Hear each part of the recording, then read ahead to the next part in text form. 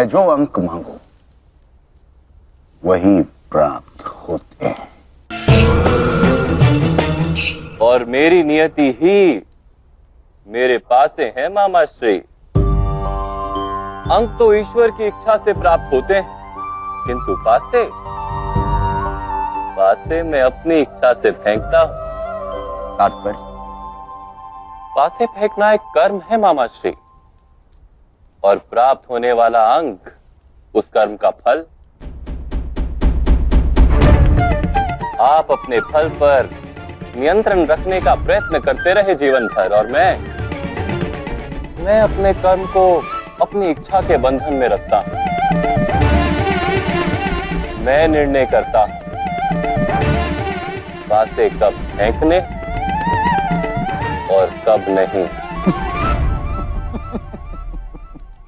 वासुदेव, कर्म तो मनुष्य सदा ही अपनी इच्छा से ही करता है, किंतु जब अंक उचित प्राप्त होने लगे तब मनुष्य जीवन में जीतता है। यथार्थ? तो लीजिए, मैं अपना दाव छोड़ता हूं आपके लिए।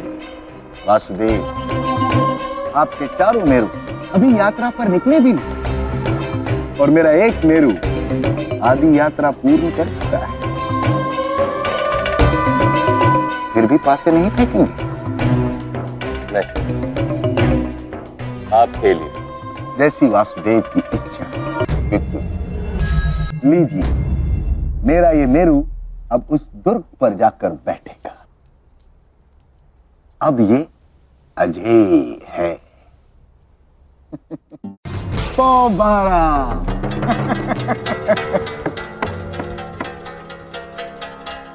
मनुष्य अपने कर्मों के फल को नियंत्रण करने का प्रयत्न करता है सदा। अपने कर्मों के फल को अपनी इच्छा से प्राप्त करने का प्रयास करता है, किंतु जब पासे हाथ में आते हैं तो जुआरी बिना खेले रह नहीं पाता। वो ये जान ही नहीं पाता कि उसने पासों को नहीं बांधा, पासों ने उसे बांधा है। जीवन में भी मनुष्य यही चिंता करता है कि उसे उसके कर्मों का उचित फल मिलेगा या नहीं। ये चिंता नहीं करता मामा श्री कि ये कर्म करने का उचित समय है या नहीं। खेलिए मामा श्री।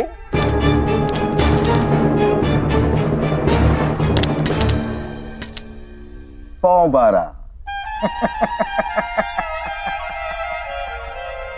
लीजिए वासुदेव, मैंने आपसे कहा था कि मेरे पास से मेरी इच्छा के अनुसार फल देते हैं, इसलिए आपके कर्म के सिद्धांतों पर मेरा विचार करना आवश्यक नहीं।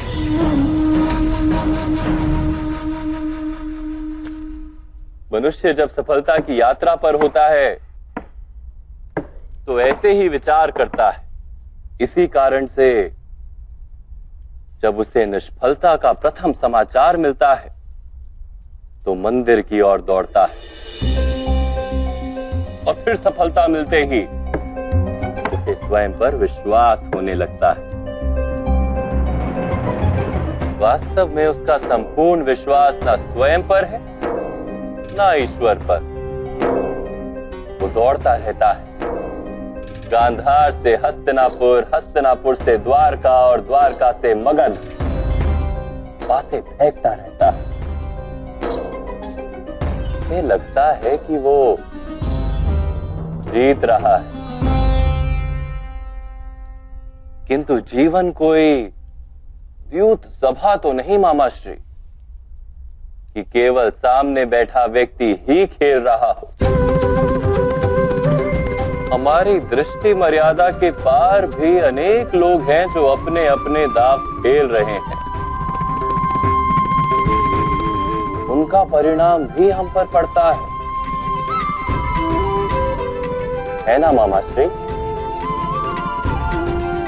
इसलिए मैं परिणाम पर नहीं, कर्म पर अधिकार रखने का प्रयत्न करता हूं।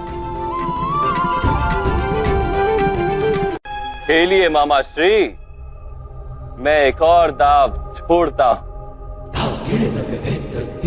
आपने एक बार भी पासा नहीं फेंका है वासुदेव। कल अग्नि स्नान करना होगा, ये मर्म है ना?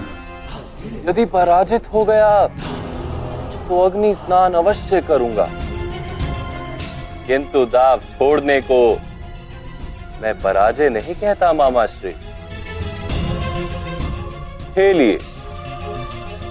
खेलने की आपकी रीत मैं समझ नहीं पा रहा हूं वासुदेव। मेरी कौन सी रीत आप आज तक समझ पाए हैं मामा श्री?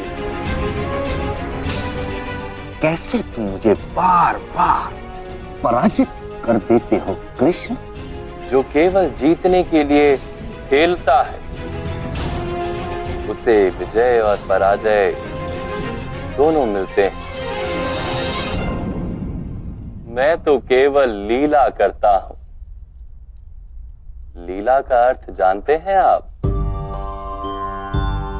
जहां ना विजय का मोह हो और ना पराजय का भय, केवल जीवन जीने का आनंद और कुछ नहीं। असत्य मत कहो कृष्ण।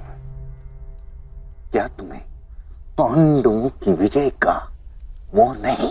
नहीं, कदापि नहीं। एक पात्र में धान के दाने भरे जा रहे हो तो गृहणियां उस पात्र को झकझोरती हैं। धान के दाने अपना अपना स्थान ग्रहण कर लेते हैं। कौन सा दाना दब जाता है, कौन सा दाना ऊपर आ जाता है, इससे कोई अंतर नहीं पड़ता, क्योंकि अंत में उन सब दानों को भोजन ही बनना है।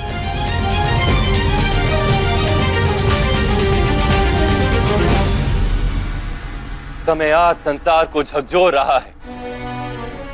मनुष्य नाम के दाने अपने अपने स्थान पर चले जाएंगे। अधर्म कुछ मनुष्यों को ऊपर उठाएगा और समय पहले उनका भोजन करेगा।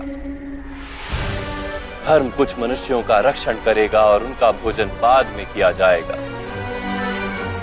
काल के मुख में तो एक दिन सबको जाना है, किंतु महत्वपूर्ण ये है कब